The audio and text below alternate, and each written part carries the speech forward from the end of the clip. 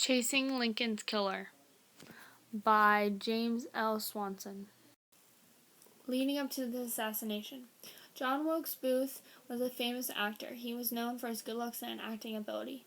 Booth seems like a pretty nice person, but he has a horrible plan in mind.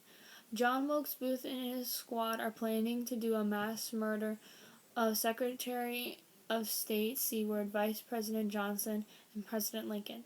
Booth planned to kill Abraham Lincoln at the Ford's Theater during the play Our American Cousins. Booth thought that after he killed the president, he would be known as a hero. Booth made his way through the assassination of Lincoln. Booth made his way through Ford's Theater. When he arrived at the president's box, he wedged a piece of wood between the doors so no one could get in. Then he took out his gun and shot the president. When Officer Henry Rathbone realized what had happened, he jumped on Booth. Booth stabbed him and jumped from the box. Day 1 of the manhunt. Booth met up with David Harrell, who was the only one to complete his task, and they got supplies from the Surratt Tavern, which included guns, binoculars, ammunition, and a bottle of whiskey. Day 2. When Booth jumped from the stage, he landed funny and broke his leg, so they had to get medical attention from Dr. Mudd, which was a friend of Booth's.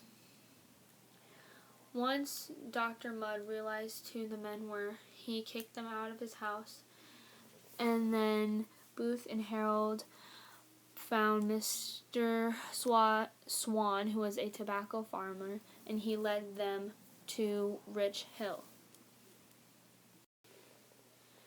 Day 3 of the manhunt. Cox, who is the man that lives on Rich Hill, gives them food and tells them they must stay in the woods and wait for Jones, who is a ex-Confederate soldier and scout, who will help them cross the river. Day 4. Jones tells them that they will have to wait a little while to cross the river. Day 5. Jones tells them to get rid of the horses because they're making too much noise.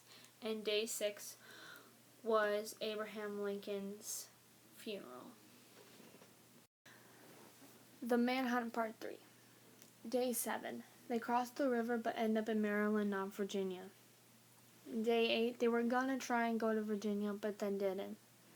Day 9. They finally got to Virginia but were almost spotted. And when they got there, they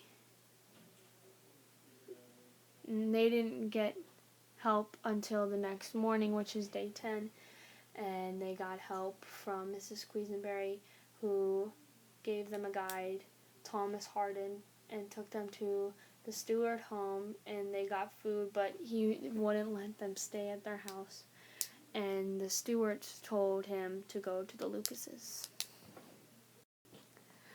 Day 11. After they got to the Lucases and Booth drank all their whiskey and fell asleep, they went to the Garretts' farm about 3.5 miles away. Booth convinced the family that he was a wounded Confederate soldier and needed shelter. They agreed to give Booth an actual bed, but only for one night, and then they told them they had to sleep in the barn if they wanted to stay another one. So that's what they did. And then they didn't sleep well that night because the cavalry came and they burned down the barn, and Harold surrendered immediately, but Booth did not. And as the barn was burning down, one of the soldiers came through one of the little wooden planks that were separated and shot him in the back of the neck, and he was paralyzed and slowly died at 7:15 that morning, and Harold was later hung for his crimes. So the two men on top is John Wilkes Booth and Harold. The bottom picture on the bottom left is the barn burning down. The one on the bottom right is everyone surrounded Abraham Lincoln when he was dying. The one in the middle on the right is the train procession for the president's funeral. And then the one on the top right is Ford's Theater.